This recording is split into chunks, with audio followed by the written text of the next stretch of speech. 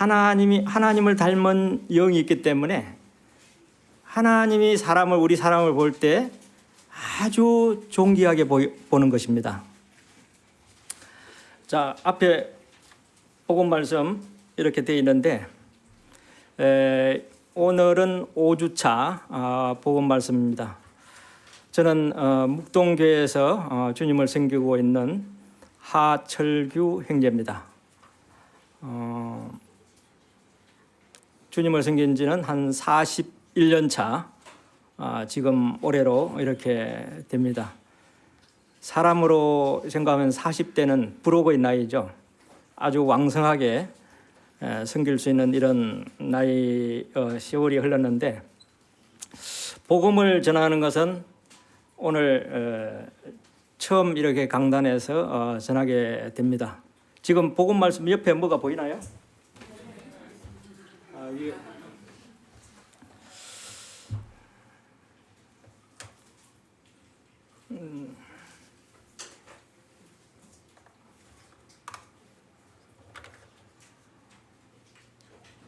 네, 지금 안 보이죠? 지난 1주차의 말씀을 전할 때 우리 김민성 장님께서 복음은 기쁜 소식이다, 이렇게 들었죠. 복된 소리다.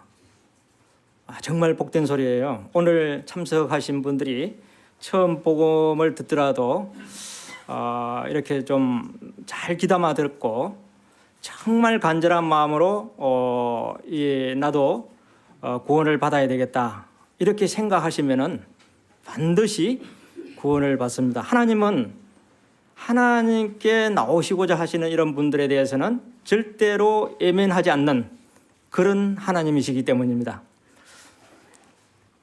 오늘 이 복음 말씀을 제가 전하게 되는데 말씀이 참 많을 거예요. 정신없이 지나갈 건데 화면을 똑바로 보시기를 바랍니다. 왜냐하면 제가 말씀을 안 찾고 파워포인트로 이렇게 말씀을 준비한 것은 시간을 절약하기 위해서인 거거든요. 그래서 한번 보세요. 시편 90편 10절에 보면은 우리의 연수가 70이요 강건하면 80이라도 그 연수의 자랑은 수고와 슬픔뿐이요 신속기간이 우리가 날아가나이다, 이렇게 되어 있습니다. 요즘 시대를 100세 시대라고 그러시죠. 요즘 초상집에 가면은 거의 8, 90 정도 되는데 그 60대 같으면 아주 젊었다고 이렇게 보일 정도로 상당히 그 나이들이 많은 상태에서 이렇게 돌아가시는 것을 볼 수가 있습니다. 제가 직장에 지금 다니고 있는데 제 직장의 평균 나이가 83세 정도 됩니다. 83세, 놀라지 않네요. 83세의 그 평균 직장의 우리 분들이 83세예요. 무슨 말로 하는지 잘 모르겠지만은 하여튼 성경에서는 70이요 80이라 그랬잖아요.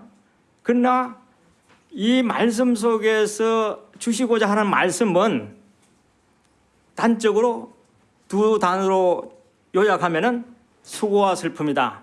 이 인생이 수고와 슬픔이다는 것이죠. 우리 인정합니까? 수고와 슬픔인 것 같아요. 그리고 이제 이 시간이 지나가는 것이 신속히 간다 그랬고 또 심지어 날아간다 그랬어요. 우리 그런 말이 있잖아요. 요람에서 무덤까지가 상당히 짧은 시간에 휙 지나가는 이러한 세상을 저희들이 이렇게 살고 있습니다. 그래서 정말 어떤 경우는 허무하고 좀 그러는데 수고와 슬픔뿐인 인생을 어떻게 저희들이 살아야 될 것인가. 전도자께서 이렇게 전도서 1장 2절에는 이렇게 말씀을 하고 있습니다. 전도자가 이르되 헛되고 헛되면 헛되고 헛되니 모든 것이 헛되도다. 헛되고 헛되도다. 무엇이? 우리가 사는 해 아래에서 태양 아래에서 우리가 살고 있는 모든 인생사가 헛되고 헛되도다, 이렇게 요약 설명을 하고 있습니다. 이분은 세상에서 가장 부귀영화를 누린 이스라엘 왕 솔로몬 왕이 이렇게 표현한 말씀인 것입니다. 그래서 헛되고 헛되니 모든 것이 헛되다. 근데 전도서가 1장부터 12장까지 되어 있는데 마지막 12장에 보면은 13절에 보면은 일의 결국을 들었으니 또 무슨 말을 했죠? 하나님을 경외하고 그 명령들을 지키라 그랬거든요. 지킬지어다. 이것이 사람의 본분이니라 이렇게 말씀하셨거든요. 근데 해 아래에서 우리가 많은 수고와 슬픔 가운데서 모든 것을 행할지라도 하나님을 떠난 인생은 헛된 인생이라는 거죠. 하나님을 떠나 있어가지고 어떤 일을 하든 헛되고 헛된 인생을 우리가 살고 있다는 것이죠. 그래서 시편 49편 20절에는 보면은 존귀하나 깨닫지 못하는 사람은 존귀하나, 여기서 존귀하나 그래서 인간을 존귀로 이렇게 했죠. 제가 말씀드렸듯이 하나님이 하나님의 형상으로 만든 하나님이 영을 닮은 이런 사람들이기 때문에 하나님이 볼 때는 존귀했었는데 이사야서 1장 3절에 보면은 소는 그 임자를 알고 나귀는 그 주인의 구유를 알건만은 이스라엘은 알지 못하고 내 백성은 깨닫지 못하는도다 이렇게 말씀하셨어요. 하나님이 지으신 이 피조물이 하나님을 알지 못한다는 거죠. 존귀하게 이렇게 창조를 했는데도 그래서 하나님을 알지 못하고 깨닫지 못하는 사람은 짐승과 같다. 우리 소위 말하자면 세상 말로 짐승만도 못한 이런 사람들이 많잖아요. 부모도 알지 못하고 페루나 이런 사람들을 짐승과 같다 이렇게 했습니다. 역시 마찬가지로 하나님을 알지 못하고 자기 고집대로 자기 마음대로 살고 있는 사람들을 이렇게 멸망하는 짐승과 같다 이렇게 시편에서 말씀하고 있습니다. 디모데전서 2장 4절에 보면은 하나님은 모든 사람이 구원을 받으며 진리를 아는 데에 이르기를 원하시느니라. 하나님은 원하신다 그랬죠. 첫 서두에 하나님은 마지막 절에 원하시느니라. 하나님은 원하시는데 무엇을 원합니까? 모든 사람이 구원을 받기를 원하십니다. 하나님이 모든 사람이 구원받기를 원한다면 구원받는 것이 어렵겠습니까? 쉽겠습니까? 쉽게 해놔야 하나님이 원하시는 것을 모든 백성이 구원을 받죠. 구원이라는 것은 아주 어려운 것이 아니에요. 삼척 동자도 들어도 알 수 있는 아주 쉽게 해놓아야 구원을 받기 때문에 하나님은 쉽게 이렇게 해놓은 것입니다. 하나님은 모든 사람이 구원을 받으며 진리를 아는 데에 이르기를 원하시느니라. 여기서 모든 사람이라는 것이 누구일까요? 이스라엘 백성들만 해당될까요? 아니면 그 당시 팔레스틴 지역에 있는 모든 사람들을 이야기할까요? 그렇다면 우리는 관계가 없습니다. 여기서 모든 사람이 만약 여자들만 해당된다면 남자인 저나 남자인 우리 남자분들은 해당 사항이 없습니다. 관계가 없습니다. 만약 교회에 다니는 사람이만 해당된다. 이 모든 사람 중에서 교회에 다니는 사람이라고 이렇게 하지 말고 교회에 다니는 사람이든지 교회에 다니지 않는 사람이든지 다 구원을 받기를 원한다는 거죠. 그래서 만약에 지구상에 나 혼자만 동떨어져 있다. 나 혼자만 구원받지 못한 상태로 동떨어져 있는 상태라 그러면은 하나님이 독생자 예수 그리스도를 보내실까요? 한 사람인데 보내시겠죠. 여기서 누가복음 15장 4절에 보면은 너희 중에 어떤 사람이 양 100마리가 있는데 그 중에 하나를 잃으면 99마리를 들여두고 그 잃은 것을 찾아내기까지 찾아다니지 아니하겠느냐. 100마리 중에서 99마리 넣는데 한 마리가 없는 거예요. 목자의 입장에서는 99마리는 놔두고 한 마리를 찾아가지고 찾을 때까지 찾아다닌다는 것이죠. 이것이 하나님의 마음이에요. 이것이 우리 하나님의 마음인 것이에요. 지금 구원받지 못하고 지금 하늘나라에 가지 못하는 이러한 분이 만약 계신다면 하나님이 오늘도 이 말씀을 증거케 하는 것입니다. 하나님이 성경을 주신 목적은 성경을 통해서 하나님께서 예수님을 보내가지고 하신 일을 알 수 있도록 하기 위해서 성경을 기록해 놓은 것이거든요. 그래서 오늘 성경에 대해서 제가 계속적으로 말씀을 통해서 제 말씀이 아니라 하나님 말씀을 전해드릴 테니까 꼭 구원받고 영원한 생명을 누리시기를 바랍니다.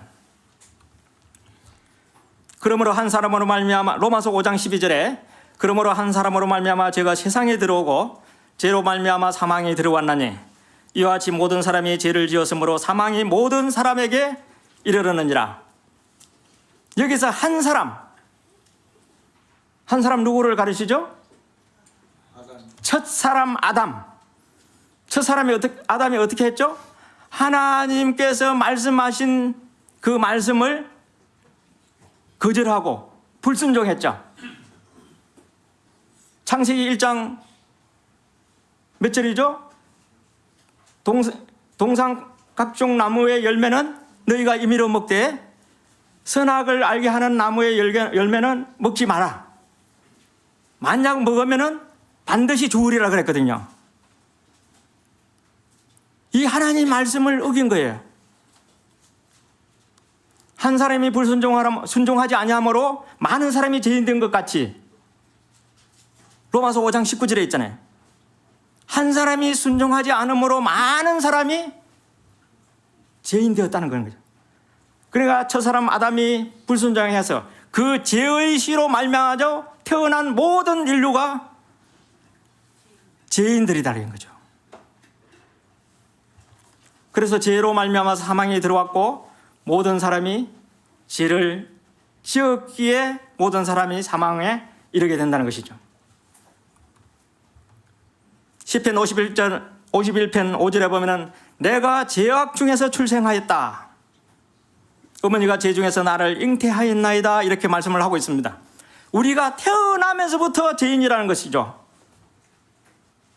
어머니 뱃속에서부터 죄의 씨로 태어난다는 것이죠. 아기는 모태에서부터 멀어졌으며 나면서부터 깃길로 나아가 거짓말을 말하노도다. 나면서부터 깃길로 나간다는 거예요. 지금 우리 애들 한번 보세요. 우리 하원이 우유 먹는데 제가 2층에서 보니까 우유 안 준다고 때려 쓰더라고. 나면서부터 이거 반항이에요. 반항 기질이 있는 거예요. 또 둘째가 태어나면은 엄마 아빠 머리에 뺨때기를 때려요. 시기해요. 그리고 아빠가 과자를 맛있게 주면은 아빠 하는 게 달라 그러면 안 줘. 언제 그 욕심을 배웠는지 모르겠어요. 또 거짓말은 언제 배웠는지 누가 배워줬겠어요? 아닙니다. 나면서부터 죄의 씨로 태어났기 때문에 죄인의 성품이 나타나는 것이죠. 로마서 1장 28절에서 32절에 보면은 또한 그들이 마음에 하나님 두기를 싫어하며 하나님께서 그들을 그 상실한 마음대로 내버려 두사 합당하지 못한 일을 하게 하셨다. 이렇게 말씀하십니다. 밑에 한번 보세요. 모든 불의, 추악, 탐욕, 악의가 가득한 자, 시기, 살인, 분쟁, 사기, 악독이 가득한 자, 수군수군하는 자, 비방하는 자, 미워하는 자, 능욕하는 자, 교만한 자, 자랑하는 자, 악을 도모하는 자, 부모를 거역하는 자, 그리고 우매한 자, 배약하는 자, 무정한 자, 무자비한 자. 배약하는 자는 뭐죠? 약속을 배신하는 자. 여기 속에서 여기에 우리 여러분들이 해당되지 않는다고 자신 있게 할 수 있는 사람 손 들어보세요. 아무도 없죠. 다 이러한 죄를 범할 수 있는 자질이 가지고 있습니다. 이것을 하는 사람들은 사형에 해당되는 거죠. 사형.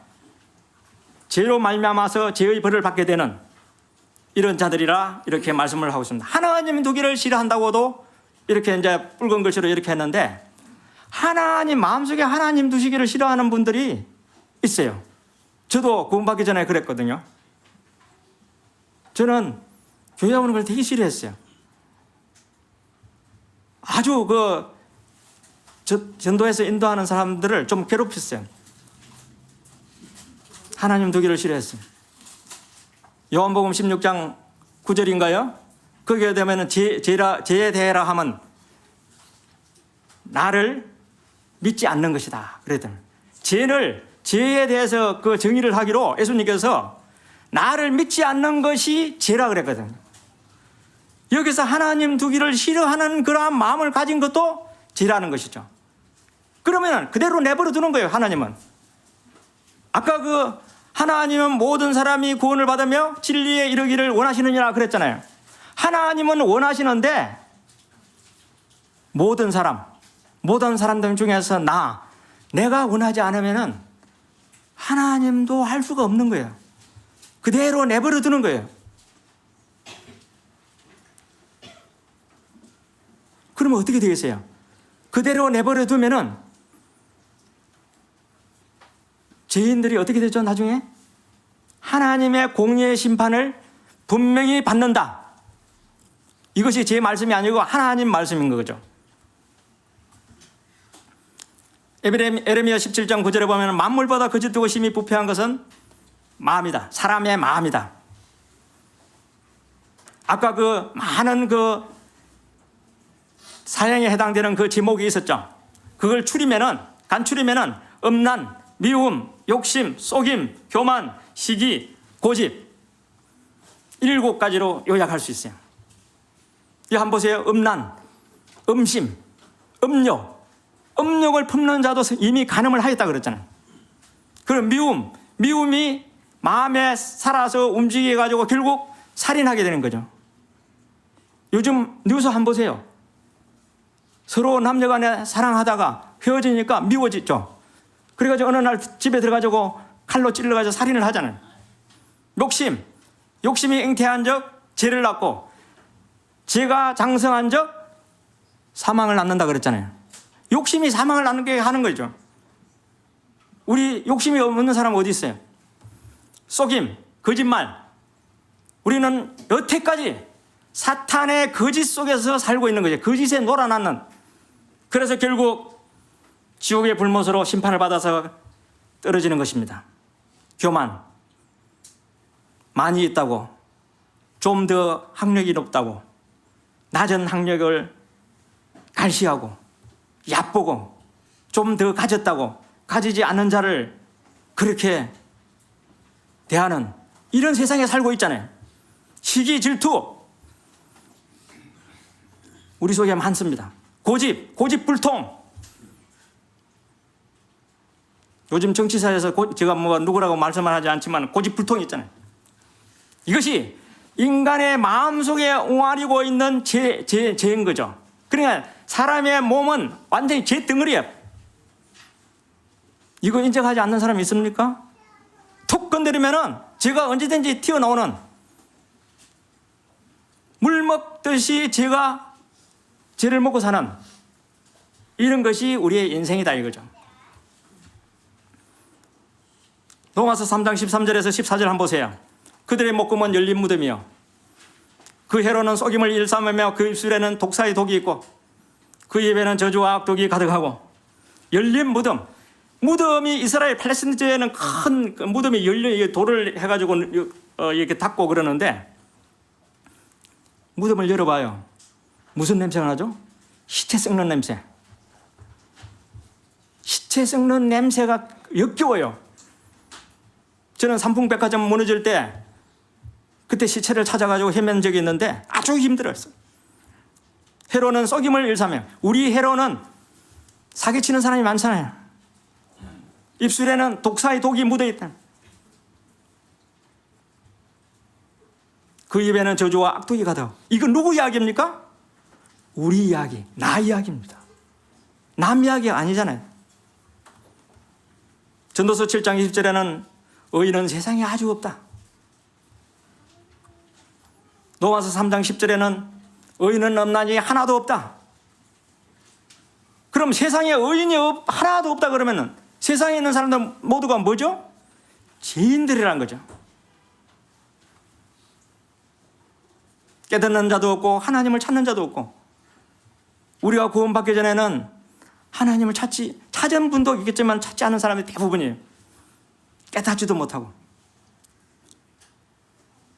사도행전 8장 30절에 보면은, 30절 전후를 보면은 빌립 지사가 하나님의 말씀을, 명령을 듣고 가사로 내려가는 그 이디오피아 내시가 수레에서 이사야서 말씀을 읽고 있는데 거기에서 가봐라 그랬잖아요.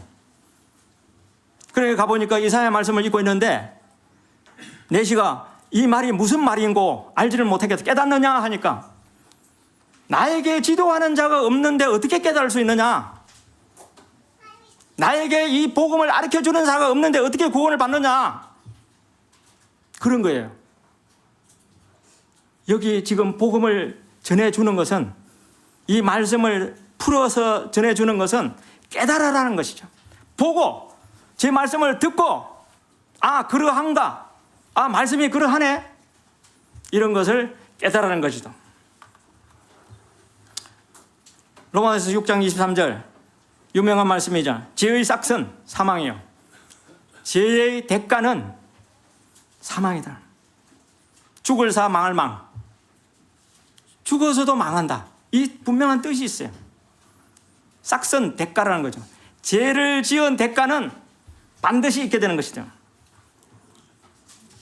히브리서 9장 27절에 보면 한 번 죽는 것은 사람에게 정해진 것이요 그 후에는 심판이 있으리니, 한 번 죽는 것은 사람에게 정해진 것이요는 실질적으로 우리 눈으로 보니까 맞네, 사람이 안 죽는 사람이 없네, 나도 죽겠네, 이것은 알아요. 이것은 인정해요. 근데 그 후에는 심판이 있으리니, 이거는 인정 안 하려고 그래요. 이것도 첫 번째도 진리 말씀이면 두 번째 이 부분도 그 후에는 심판이 있으리라 하는 것도 하나님 말씀으로 진리입니다. 반드시 이루어질 것입니다. 요즘 하나님 말씀이 있잖아요. 전도서에 초상집에 가는 것이 잔치집에 가는 것보다 낫다. 요즘 초상집에 가면은 좀 암울한 기가 없어요. 슬픈 기색이 없어. 보통 보면은 모르겠어요. 한 8, 90대에서 다 돌아가서 그런 건지, 그러나 젊은 사람이 돌아가는 그 초상집에 가면은 아주 있기도 힘들어요. 분위기가 너무 무거워서. 늙은 사람이 먼저 가는 것이냐? 안 그렇습니다. 가는 것은 차례가 없어요. 태어나는 것은 순번적으로 차례가 있지만은 가는 거는 순번이 없어요. 하나님이 오라 그러면 가야 되는 거예요.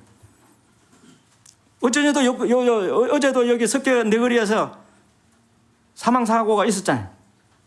그 누가 알겠어요? 차를 타고 가는데 덤프 트럭이 뭐가 트럭 그거 박았잖아요. 레미콘 트럭이.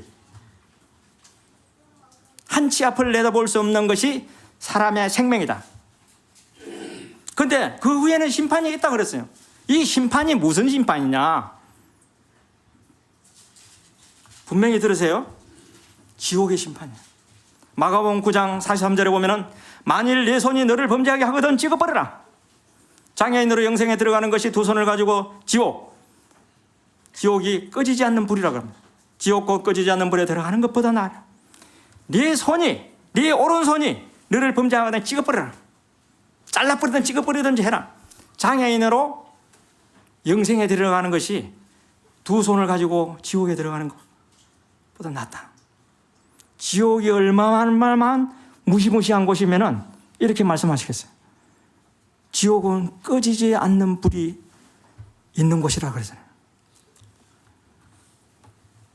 거기에서는 구더기도 죽지 않고 불도 꺼지지 아니하느니라. 벌레도 죽지 않고 불도 꺼지지 않는다 그랬어요. 사람마다 어떻게 불로서 소금 치듯함을 받는 곳이 지옥이라고 그랬습니다. 이것이 소설에 나오는 이게 내용이 아니에요. 심판, 죄로 인해서 심판을 받고 가는 곳이 지옥이라는 것이죠. 구더기도 소위 말하자면 벌레도 죽지 않는 곳이라는 거죠. 사람도 죽지 않고 영영이 괴로움을 받는, 무익한 종을 바깥 어두운 데로 내쫓아라. 거기서 지옥, 거기서 슬피 오며 이를 갈리라. 여기 마태복음 25장 30절에 나오는 내용이지만은 마태복음 13장에 보면은 50절에 보면은 41절에서 43절에도 나오는데 풀무불에 던지리니 거기서 슬피 울며 이를 갈리라. 풀무불, 풍무, 그거 알죠? 엄청나게 뜨겁게 달구는. 근데 슬피 울며 이를 간다 그랬어요. 지옥에서. 근데 지옥은 그냥 사람이 죽으면 그만이지 이렇게 말씀하시잖아요. 죽으면 그만이 아닌 거예요. 거기서 슬피 울며 이를 간다고, 이를 부득부득 간다는 것은 의식이 있다는 거잖아요. 의식이 있다는 거예요. 죽어서 완전히 그냥 멸절되는 것이 아니라 의식이 있다는 거예요. 슬피 울며 이를 간다 그랬으니까. 이거 똑바로 한번 생각해 보세요.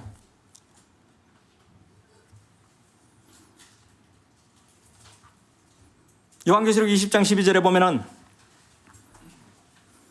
요한계시록은 앞으로 장차 될 일이에요.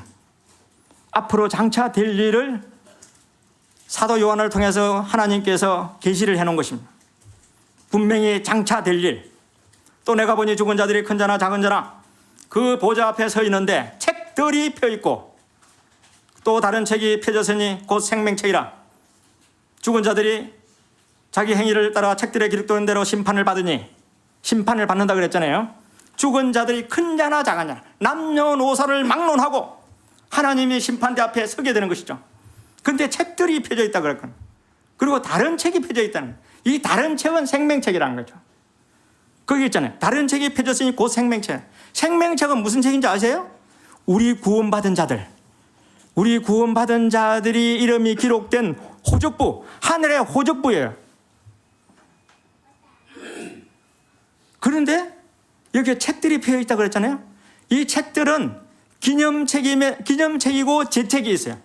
기념책도 있고 제책이 있다. 제책.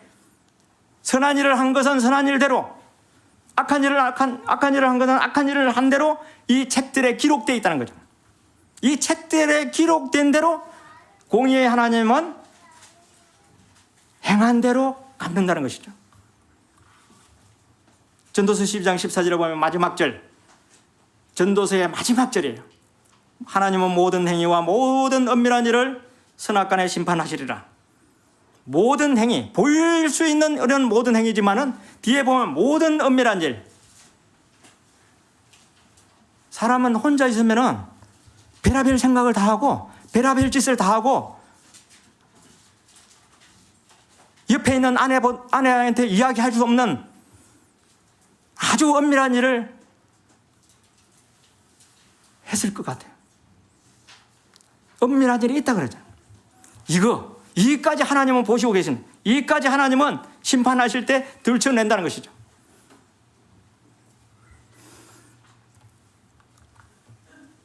사망과 음부도 불못에, 요한계시록 20장 14절 15절, 사망과 음부도 불못에 던져지니 이것이 둘째 사망 곧 불못이라. 누구든지 생명책에 기록되지 못한 자는 불못에 던져지더라. 던져 넣는다는 거죠.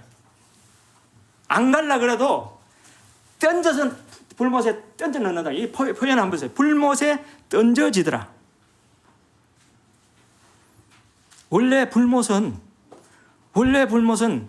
마태복음 25장 41절에 보면은 마귀와 그 사자들이 들어가 예비된 곳이라고 그래요.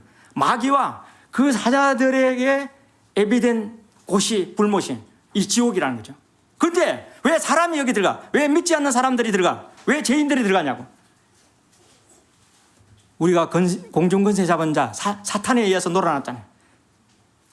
구원받은 자들은 하나님의 영 속에 있고 하나님의 소속에 되어 있고, 구원받지 못한 사람들은 사탄의 소속이 되어 있는 거예요.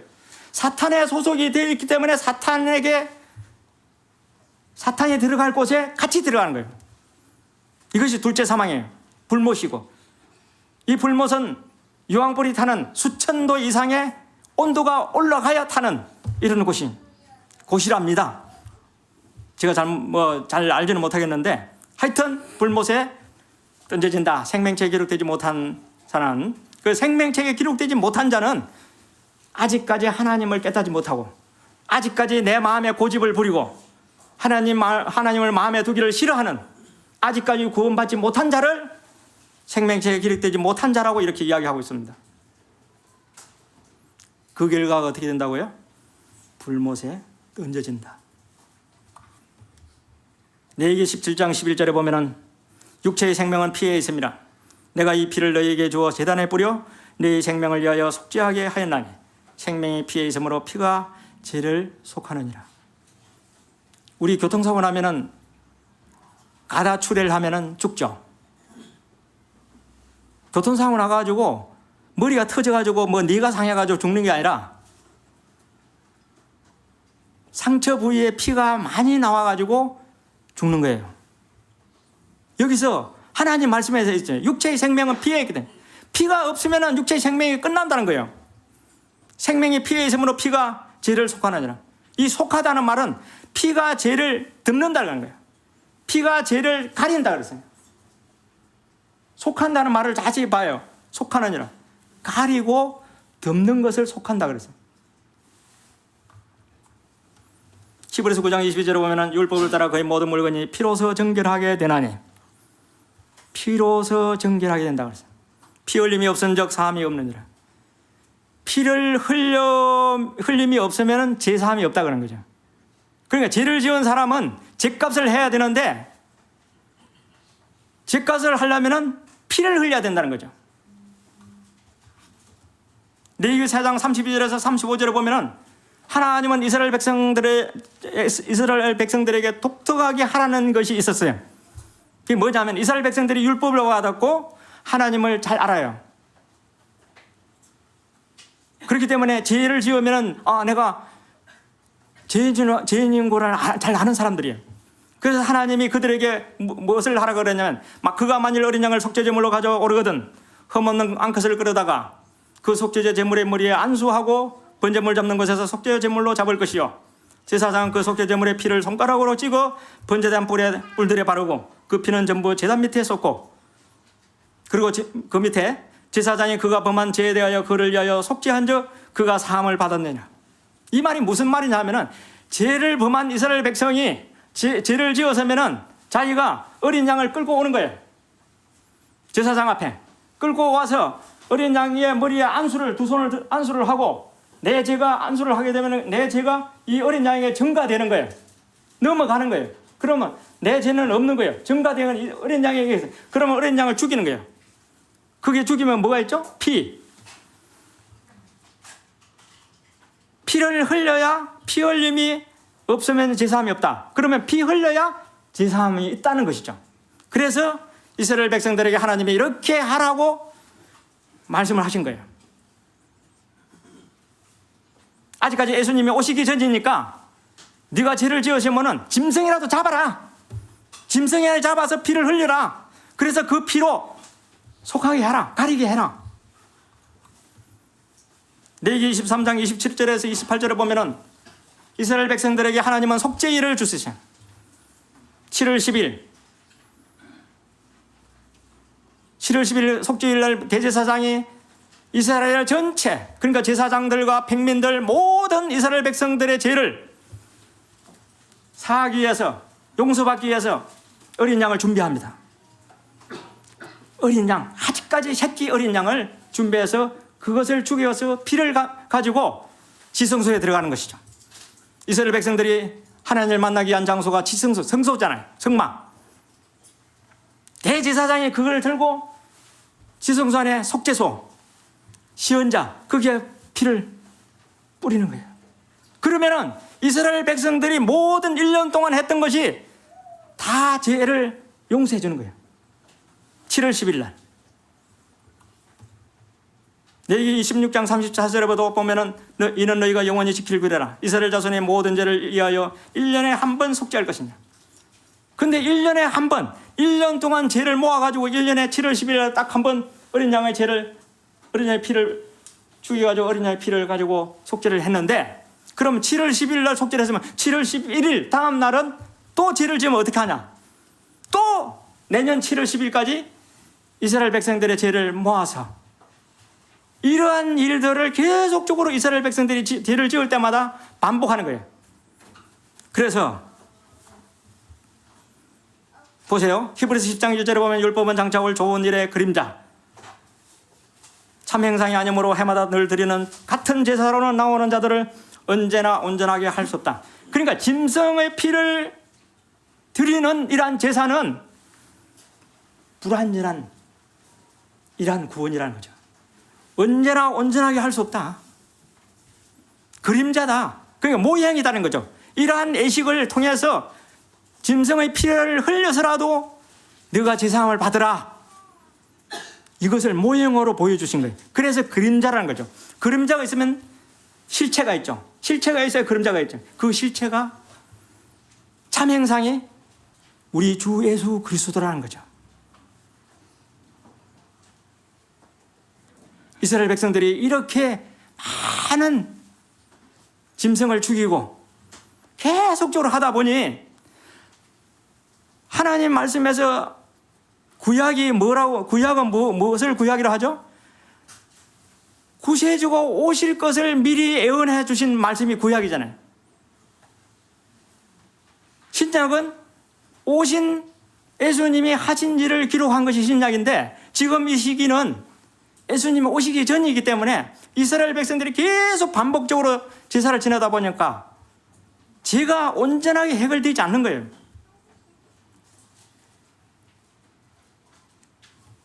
그래서 언제나 오시나 언제나 오시나, 우리 메시아는 언제나 오시나. 지금 이스라엘 백성들은 지금 오신 것을 알면서도 오신 것을 몰라요. 우리 주님이 2000년 전에 이스라엘 땅에 오셨잖아요. 베들레헴에. 근데 그 예수님을 모르는 거예요. 믿지 않으려고. 히브리 10장 4절에서 5절, 이는 항소와 염소의 피가 능히 죄를 없이 하지 못함이라. 그렇죠. 지금까지 제가 말씀을 전해드렸는데, 항소와 염소, 그러니까 짐승의 피로서는 죄를 없이 하지 못하는 것, 단회적인 거예요. 이례적인 거예요. 그러므로 세상에 임하실 때 이르시되 하나님의 제사와 예물을 원치 아니하시고 오직 나를 위하여 한 몸을 예비하셨도다. 한 몸을 예비하셨다. 하나님이. 이 한 몸이 누구시죠? 예수 그리스도예요. 우리 주님은 이 땅에 사람의 모양으로 오신 분이에요. 하나님이신 분이 사람의 모양으로 오셔서, 사람의 육신, 그러니까 소위 말하자면 동정녀 마리아의 태를 빌려서 이 땅에 태어나신 분이 예수 그리스도인 거예요. 그러니까 왜 그랬냐면은, 왜 하나님이 이러한 방법을 택했냐면은, 사람이 죄를 지으시면 사람의 죄를 대신할 수 있는 사람을 하나님이 줘야 되는데 그 사람이 없다는 거죠. 만약에 사람이 죄를 지은 것을 다른 사람의 죄를 갚는다 그러면은 그 사람의 죄 때문에 죽는 건데 대신 갚을 수가 없는 거예요.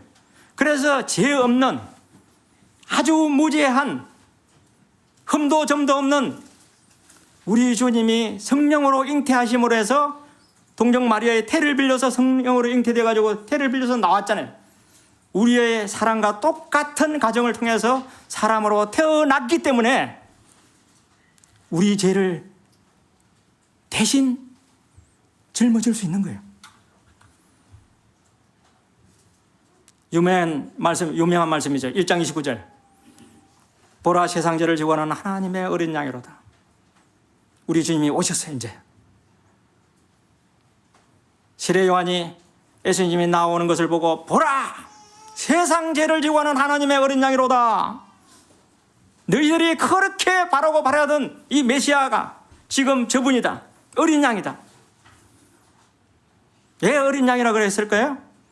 이스라엘 백성들이 계속적으로 반복하고 연습해가지고 예식을 했잖아요. 그러니까 이스라엘 사람들의 머릿속에는 어린 양이 딱 머리에 들어오는 거예요. 그래서 우리 주님은 어린 양으로 이 세상에 오신 거예요. 사람의 몸을 입고. 그때 보세요. 세상 죄를 지고 가는 하나님이 어린 양이라고 그랬잖아요. 세상 죄를 지고 갔다 그래요. 이 세상 죄는 그 당시 이스라엘 백성들의 죄일까요? 이 세상 죄는 한마디로 말하면 세상 모든 사람의 죄. 세상 죄가 세상 모든 사람의 죄라는 것이죠.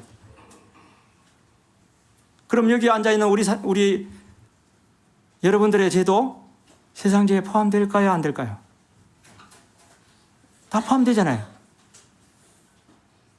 그러면 세상 죄, 우리 여기에 모두의 죄, 그리고 아담에서부터 시작해가지고 마지막 태어날 사람까지의 모든 세상 사람들의 죄를 하나님이 예수 그리스도의 등 뒤로 짊어지고 가게끔 했다는 것이죠. 예수님이 2000년 전에 오셨죠. 이것은 분명한 그 당시의 사건입니다. 세상 죄를 지고 가는 하나님을. 그래서 오늘날 우리는 예수님이 십자가에 달리시고 우리 죄를 다 이루시고 간 그 세상 죄를 지고 간 그 당시 이후에 2000년이 지난 오늘날 우리가 태어났잖아요. 근데 예수님께서 미래의 죄를 담당하신 거죠. 그 당시를 보면은 2000년 이후에 우리가 태어났잖아요. 그러면 우리의 과거죄 고작 30년생이 있다면 1930년이 되면 지금 한 80 정도 넘죠. 80년 동안 지은 죄, 그리고 지금 짓고 있는 죄, 그리고 앞으로 죽을 때까지 짓고 있는 죄까지 모두 예수님께 전가시킨 거예요. 아까 안수를 해서 전가를 시켰잖아요. 우리의 모든 죄를 예수님에게로 전가를 시킨 거예요. 어린 양에게. 그래서 우리의 죄도 우리 주님께서 다 짊어지고 가셨다. 그러면 우리의 죄는 해결되었나요? 해결되지 않았나요? 하나님께서 해결해 놓으셨잖아요. 디모데전서 1장 15절에 보면 빛보다 모든 사람이 받을 만한 이 말이요 그리스도 예수께서 죄인을 구원하시려고 세상에 임하셨다 하였거든. 하나님인 우리 예수님께서 이 땅에 오신 목적은 뭐라 그랬죠? 죄인을 구원하시려고 오신 거예요. 내가 세상에 온 것은 의인을 부르러 온 것이 아니라 죄인을 부르러 왔다고 말씀하셨잖아요. 죄인을 구원하시려고 왔는데 예수님이 죄인을 구원하시려고 왔잖아요. 그러면 다시 성천해가지고 장사된 지 3일 만에 부활하셔가지고 성천해가지고 하늘 우편에 앉아 계시는데 지금 하나님 예수님이 계속 땅에 계시지 왜 올라갔을까요? 구원하신 목적을 다 이루었기 때문에 올라가시는 거예요. 원래의 장소로 올라가는 거예요. 요한일서 3장 5절에 보면 그가 우리 죄를 없애려고 나타나신 것을 너희가 아나니. 우리 주님께서 이 땅에 오신 것은 우리 죄를 없애려고 해가지고 오신 거예요. 없애려고. 우리가 지옥의 심판을 받는 것은 죄 때문에 받잖아요. 그럼 죄만 없으면 심판을 받을 필요가 없죠. 우리 죄는 누가 가져갔다고요? 어린 양인 예수 그리스도가 가져가서 옮기셨다는 거죠. 그럼 우리가 죄가 없잖아요. 그죠? 죄를 없애려고 나타난 우리 예수님께서 이미 다 이루시고 하늘 우편에 자정해 계시는 거예요. 마태복음 5장 26절에 보면 진실로 네게 이르노니 네가 한 푼이라도 남김이 없이 다 갚기 전에는 결코 거기서 그 지옥에서 나올 수 없다. 한 푼이라도 홀이라도 틀끝만큼도 만한 죄가 있을지라도 나오지 못한다. 내가 죄가 100가지 있는데 한 가지만 있어도 지옥의 형벌을 받을 수밖에 없는 거예요. 왜냐하면 하나라도 있으면 죄가 있는 사람이니까, 죄인이니까. 그죠? 많은 죄를 짓고 큰 죄를 지었다고 해가지고 지옥에 가는 것이 아니라는 거죠. 조그마한 죄를 지어도 그것도 죄인이다. 죄를 범한 사람이기 때문에 죄인은 쉬운 말로 하자면은 지옥에 갈 사람. 죄인은 심하게 말하는 게 진짜 말하는 것이 지옥에 갈 사람이 죄인이에요. 한 푼이라도 있으면 홀이라도 옛날 개혁성경에 보면 홀이라도 그랬어요. 소리가 뭐냐면 털끝만큼만 죄도 있어도 지옥에 간다는 것이죠. 유명한 말씀이죠. 이사야 53장 6절. 우리는 다 양 같아 그릇 행하여 각기 제 길로 갔거늘 여호와께서는 우리 모두의 죄악을 그에게 담당시켰었다. 우리는, 여기서 우리는 앞으로 우리라는 개념을 나라고 이렇게 생각해 보세요. 여기 오신 분들이 지금 이 복음의 말씀을 듣는데 우리는 우리 속에 나가 있잖아요. 우리 전체 집합체 속에 나가 있잖아. 그러니까 나라고 생각. 나는 양 같아서 양이 한 치 앞을 모르는 1m 앞을 보지 못하는 근시안을 가진 동물이에요. 그러니까 목자가 필요한 거예요. 그래, 다 양 같아서 우리는, 나는 다 양 같아서 그릇 행하여 잘못 행하여 각기 제 길로 갔거늘, 각기 지옥 길로 갔거늘. 맞잖아요.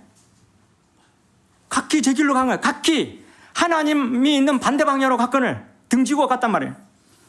여호와께서는 우리 모두의 죄악을 그에게 담당해.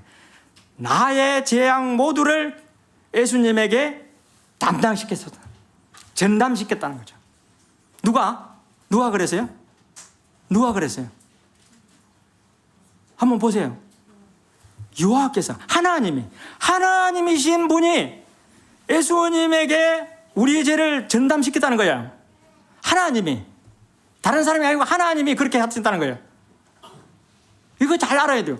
여호와께서는 우리 모두의 죄악을 그에게 담당시켰다. 이거 잘 귀담아 들어야 돼요. 잘 음미해 봐야 돼요. 하나님이 그렇게. 그러면 하나님이 담당시키는데 우리 예수님은 어떻게 했었냐? 하나님의 그 말씀을 순종했어요. 친히 나무에 달려 그 몸으로 우리 죄를 담당하셨으니 이는 우리로 죄에 대하여 죽고, 우리가 주님이 십자가에서 돌아가실 때, 죽으실 때 우리도 같이 죽었다는 거예요. 갈라디아서 말씀이 있잖아요. 우리도 같이 죽었는데 아직까지 살고 있는 사람이 있어. 보면은 의에 대하여 살게 하려 하십니다. 그가 채찍질에 맞음으로 너희는 나음을 얻은. 패션 오브 크라이스트 보면은, 영화를 보면은 우리 주님이 저희들의 죄를 위해서 고난 당하시고 이런 모습을 우리가 간접적으로 우리가 볼 수 있잖아요. 그가 찔림은 우리의 허물 때문이요 그가 상함은 우리의 죄악 때문이라. 그가 징계를 받음으로 우리는 평화를 누리고 그가 채찍에 맞음으로 우리는 나음을 받았다. 우리 성도님들, 우리 여러분들 정말 이 말씀을 한번 보세요. 우리 예배 시간에도 이 말씀이 나왔는데, 예수님이 찔림은 나의 허물 때문이요 예수님이 상함은 나의 죄악 때문이라. 예수님이 징계를 받음으로 내가 평화를 누리고 예수님이 채찍에 맞음으로 내가 나음을 받았도다. 패션 오브 크라이스트 보시죠. 유대인들이 예수님을 끌어다가 희롱하고 뺨을 치고 계속적으로 괴롭히다가 급기야 가야바 빌라도 법정 이렇게 세우고 이제 예수님을 로마 병정이 후려치잖아요.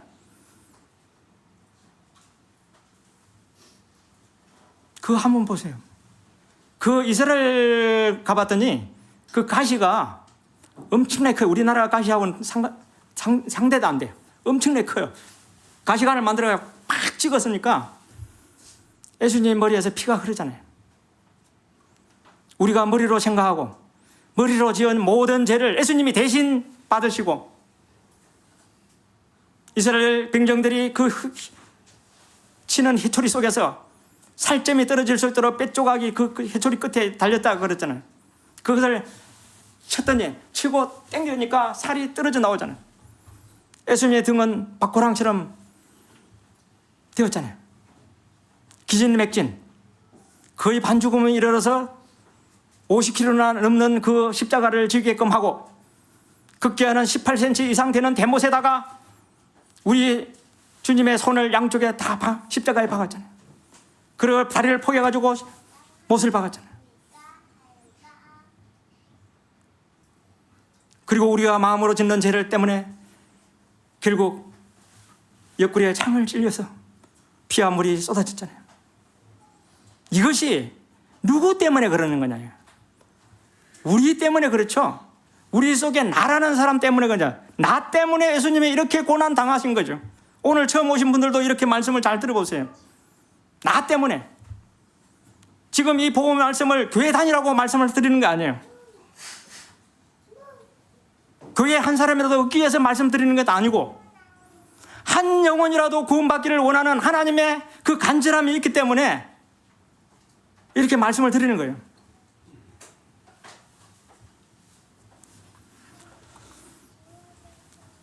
예수님께서는 십자가상에서 마지막으로 테텔레스타이, 그 당시 말로 다 이루었다. 이루었는데 다 이루었다. 다 이루었다. 무엇을? 이 세상의 모든 죄를 예수님이 담당시켰다. 예수님이 짊어지고 왔었다. 다 갚았다는 거죠. 다 이루었다는 것은 다 갚았다. 모든 인류의 세상의 모든 죄를 예수님에게 전가시켰다. 예수님이 다 이루었다. 염소와 송아지의 피로 하지 아니하고 자기 피로 영원한 속죄를 이뤘다. 영원한 속죄를 이뤘다 그러죠. 전에 염소와 송아지의 피는 1년에 한 번 죄를 용서했잖아요. 그러나 예수님은 한 번에, 단 한 번에 다 이룬 거예요. 구원을 다 이루신 거예요. 영원한 속죄를, 영원한 구원을 이루신 거예요. 단번에, 단 한 번에. 근데 어느 분들은 그래요. 다시 죄를 지으면은 다시 예수님이 달려야 된다고. 성경에도 없는 말들을 해요. 예수님이 십자가에 달리신 것은 나의 과거의 죄를 다 담당하신 것이지 내가 앞으로 지을 죄까지 한 건 아니다. 이 성경도 모르고, 성경도 자세히 모르고, 예수님도 잘 모르고, 사람들이 말만 듣고 성경을 똑바로 알지 못하면서 하는 소리예요. 누가 그런 성경에 그런 말이 있어요? 앞으로 지을 죄는 회개하고 고백하고 교회 열심히 다니고 그렇게 하면 구원받는다고. 어불성설이 아주 새빨간 거짓말이에요. 이 거짓말 속에서 그렇게 교회 생활 하다가, 종교 생활 하다가 영원한 지옥에 떨어지는 분들이 그런 불쌍한 분들이라는 거죠. 정신을 똑바로 차려야 돼요. 올바른 성경의 말씀을 들어야 되는 거예요. 히브리서 10장 10절, 이 뜻을 따라 예수 그리스도의 몸을 단번에 들이심으로 말미암아 우리가 거룩함을 얻은, 거룩함을 얻은도라. 깨끗이 되었다. 이제 죄 한 방울도 없다. 모든 죄를 덮었다. 주의 백성의 죄악을 사하시고 그들의 모든 죄를 덮으셨나이다. 덮었다. 하나님이 보실 때는 예수님의 피로서 우리 죄가 안 보이는 거예요. 덮었기 때문에. 그죠? 우리 칠판에 보면은 그 벽에 항칠이 되어 있는 경우는 그 페인트 칠하면은 페인트 뒤에 항칠이 숨겨지잖아요. 안 보이잖아요. 우리 주님의 피로 인해서 우리 죄가 덮여진 거예요. 가려워진 거예요. 모든 죄를 덮어줬다. 모든 죄. 과거죄, 현재죄, 미래죄. 아담 이후의 인류의 죄. 다시 태어날 손자, 손녀, 정손녀 죄까지 다 덮었다. 이렇게까지 말씀을 하시는 거예요. 다 했는데도 아닙니다. 교회 다니는 사람 보고 예수님 믿습니까? 하면 저는 집사입니다. 저는 장로입니다. 저는 권사입니다. 뭐 예수님 믿는다 그랬는데 그 말을 하는 거예요. 그럼 하늘 천국에 가실 수 있겠죠? 글쎄요. 제가 부족해서요. 대부분 전도를 하다 보면 그런 말씀들을 해요. 전도 안 해본 분들은 잘 모르겠지만 전도해보면은 그런 말씀들을 해요. 제가 구원받았다 그러면은 왜 교만스럽게 그런 이야기를 할 수 있느냐? 참 불쌍한 사람들이에요.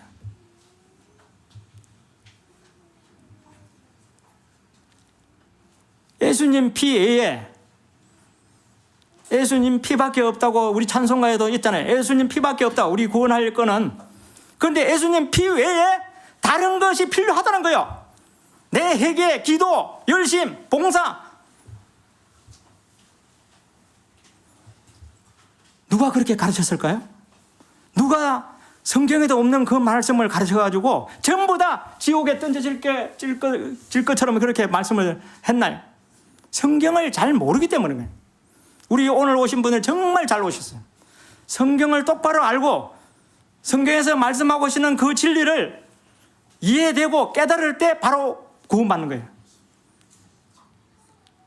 아, 지금까지 내가 몰랐네? 내가 지금 몰랐구나. 이게 사실이구나. 성경이 진짜 사실이구나. 정말 사람이 죽는데 그 위에는 심판이 있구나. 아, 내가 죄인이네? 그걸 지금까지 내가 몰랐는데 지금 내가 깨달았네? 지금 구원받는 거예요.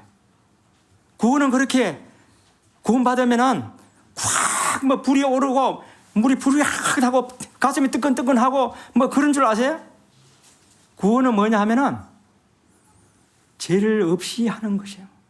아니, 하나님께서 예수님을 통해서 죄를 없이 하는 것이 구원인데 무슨 그게 아니에요. 잘못 하는 거예요.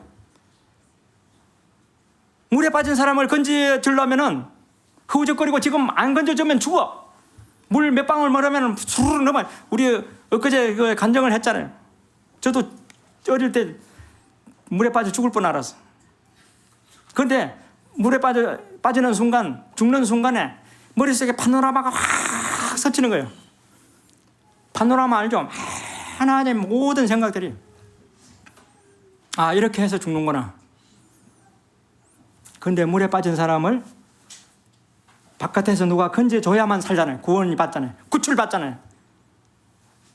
누군가가 물에 띄워줘야만이 그 사람을 구할 수 있잖아요. 우리 예수님이 이 땅에, 이 세상에 오신 것이 목적이 그런 거예요.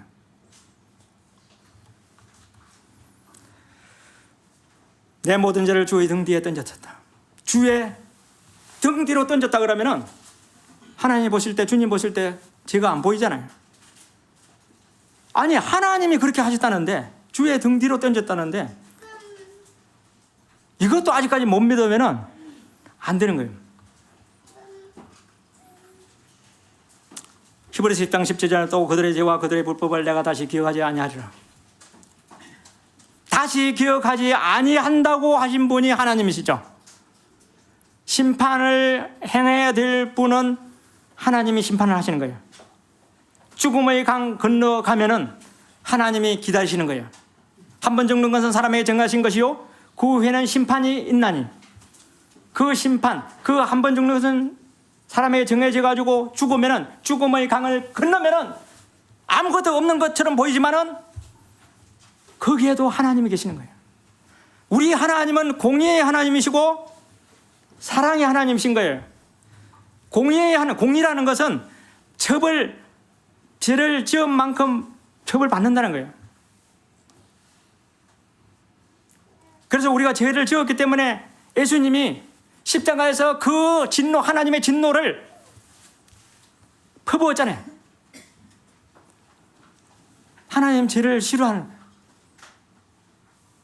그 하나님이 이제는 우리를 보고 다시 기억하지 않는다. 재판관이, 최고의 재판관이신 하나님께서 너 죄 없어, 나 기억하지 못해, 이러는 거예요. 다시 기억하지 아니하리라. 그러면 우리는 아니, 내 죄 있어요, 내가 부족한 죄인입니다, 주님 저의 죄를 용서해 주세요, 이러면은 예수님을 다시 세상에 와서 다시 십자가에 달리라는 뜻이에요. 성경을 똑바로 모르고 있기 때문에 그런 거예요. 단번에 예수님께서 우리 죄를 위해서 십자가에 달려서 죽으셨잖아요. 다 이루었다 하셨잖아요. 세상 모든 죄를. 그래서 다시는 기억하지 않겠다. 정죄함이 없다. 너에게 죄가 있다고 판정하지 않겠다. 주님은 공생의 첫 반성이 회개하라, 천국이 가까이 왔느니라. 처음 주님이 말씀하신 거예요. 회개하라. 이 불쌍한 백성들이여, 좀 정신 좀 차리고 회개해라. 회개. 잘못을 알고 돌아서는 것을 회개라는 거예요. 우리가 운전하러 가다가 잘못 가잖아요. 유턴 해야 되잖아요. 유턴. 돌아와야 되잖아요. 잘못 가는 길을 다시 돌아와야 되잖아요. 계속 가면은 낭떠러지 떨어지잖아요. 회개하라. 네가 죄인인 것을 알고 이제 돌아오라는 거죠. 주님 오늘도 돌아오라고 말씀하시고 있습니다. 유명한 말씀 3장 16절, 하나님이 세상을 저럼 사랑하사 독생자를 주셨으니 이는 저를 믿는 자마다 멸망하지 않고 영생을 얻게 하라는. 믿는 자마다. 이거 못 믿겠어요? 어린아이도 믿을 수 있고 죽어가는 노인도 믿을 수 있는 것을.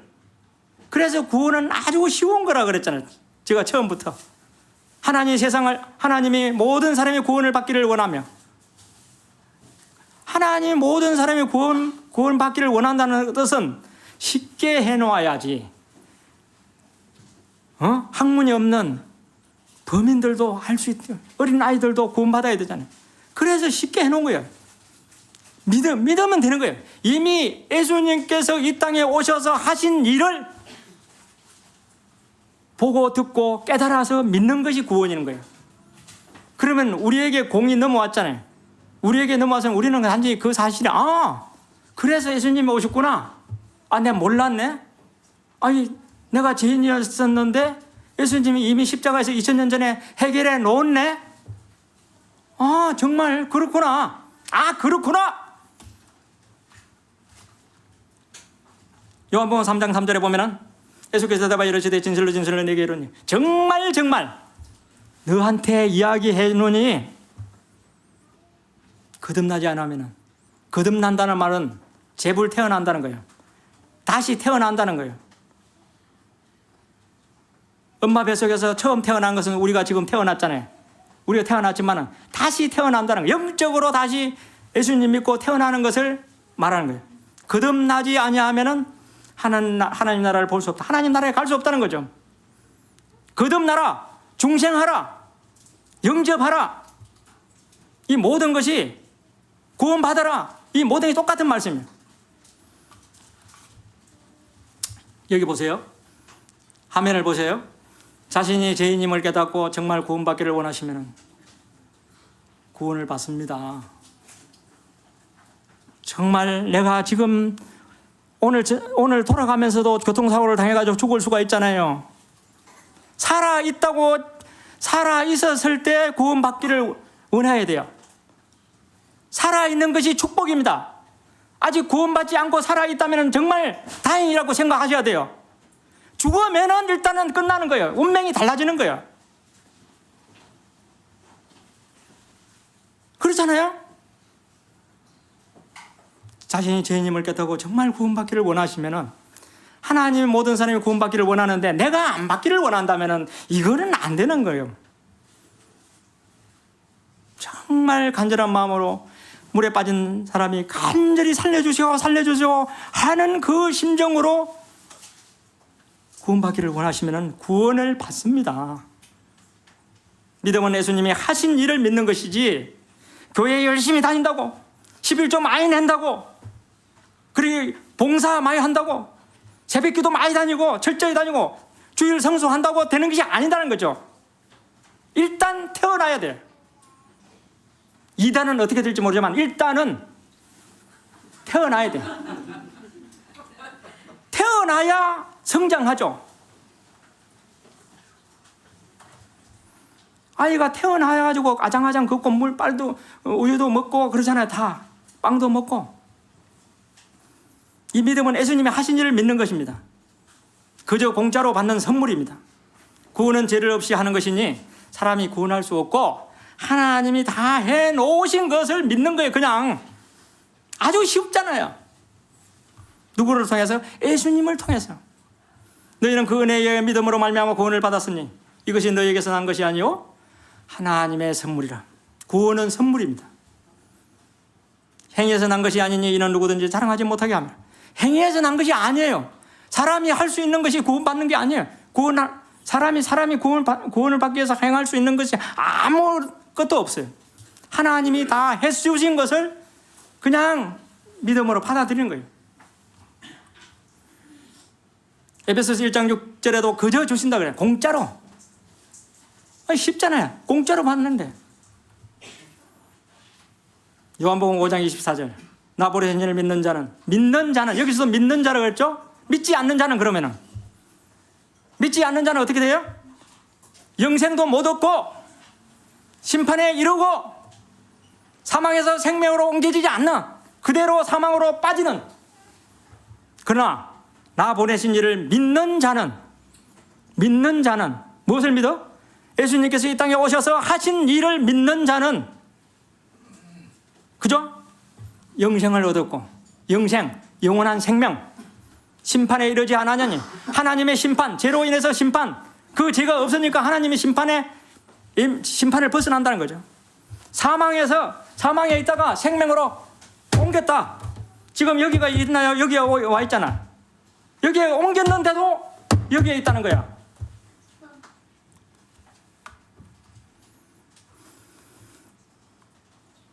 자, 이것은 여러분들이 다 한번 같이 읽어봅시다.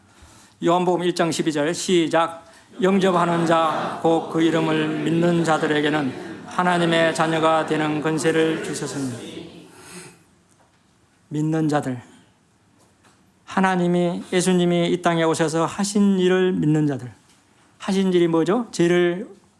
죄인을 구원하라고 오셔가지고 죄를 없이 한 일, 내 죄를 없이 한 일, 내 죄를 완전히 100%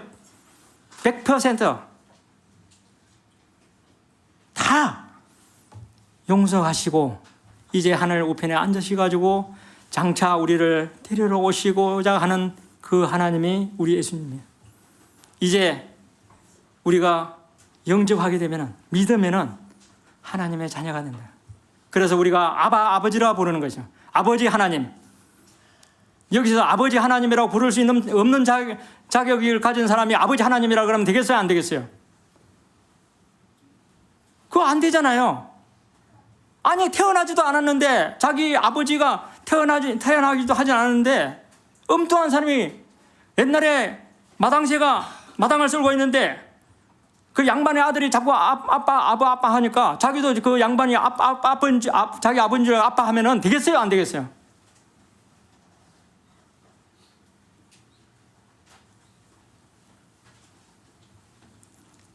로마서 몇 장이죠?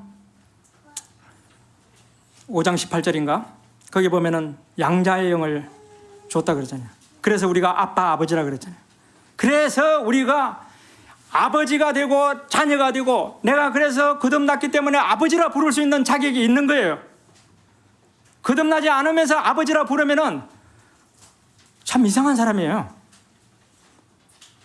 거듭난 상태로, 구원받은 상태로, 그래서 하나님의 자녀된 신분으로 이제 아버지를 부를 수 있는 우리 여러분들이 되기를 진심으로 정말 바랍니다. 제가 먼저 믿었기 때문에, 제가 먼저 이 사실을 잘 알기 때문에 우리 오신 귀하신 분들에게 말씀을 드리는 거예요. 제가 이렇게 목청껏 말씀드리는 이유는 정말 구원받지 않으면 안 된다. 저 친구 강대상에 서가지고 제가 하는 거, 아이고 몇 번 들었는데 이렇게 치부하면은 안 되는 거예요. 영접하는 자 곧 그 이름을 믿는 자들에게는 하나님의 자녀가 되는 권세를 주셨으니. 하여튼 시간이 다 돼가지고 초과돼가지고 미안합니다. 기도드리고 마치도록 하겠습니다. 아버지 하나님, 하나님 저희들을 불쌍히 여겨주셔서 죄인들로 하나님의 심판을 받아서 지옥의 불못에 떨어질 그런 자들이었지만, 오늘 저희들이 죄인인 것을 깨닫게 하시고 하나님의 예수님을 보내주신 것이 우리 죄인들을 구원하시기 위해서 보내주신 것이며, 예수님이 저희들의 죄를 없이 하시기 위해서 오신 것임을 또 알게 되었고, 십자가에서 다 이루었다 하시고 다 갚았다고 하셨으니 저희들이 제가 100% 이렇게 완벽하게 해결되었음을 이제서 알게 되었습니다. 이것을 믿겠습니다. 저희들 마음 가운데서 주님을 주님이라 부를 수 있고 아버지를 아바 아버지라 부를 수 있는 이런 자격을 이 시간에 또 주신 것을 감사를 드립니다. 계속적으로 저희들이 영생을 가진 사람으로서 주님 오실 때까지 계속적으로 주님을 섬겨가는 아름다운 삶을 살아갈 수 있도록 도와주시기를 원합니다. 홍조가 아직까지도 믿기지 못하는 사람들에게 아버지 하나님 긍휼로 여겨주시고 그 말씀을 받아들일 수 있는 그 마음을 허락하여 주시옵소서. 절대로 지옥의 그 심판을 받지 않도록 도와주시옵소서. 오늘 귀한 시간을 내셔서 오신 분들에게 참 감사를 드리고 또 말씀이 계속되도록 기억대로 도와주시기를 원합니다. 우리를 사랑하시고 죄악 가운데서 저희들을 구원하신 우리 주 예수 그리스도의 존귀하신 이름으로 감사하며 간절히 기도를 드리옵나이다. 아멘. 수고하셨습니다.